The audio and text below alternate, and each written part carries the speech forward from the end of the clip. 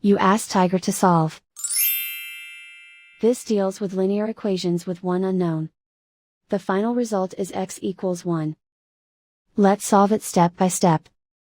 Group all m terms on the left side of the equation. Subtract 2x from both sides.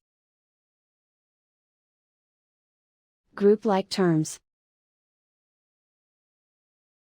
Simplify the arithmetic. Group like terms.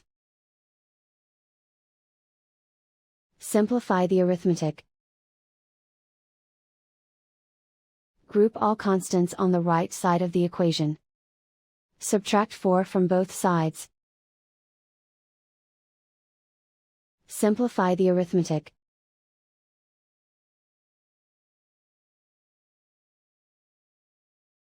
Isolate the m. Divide both sides by 2. Simplify the fraction.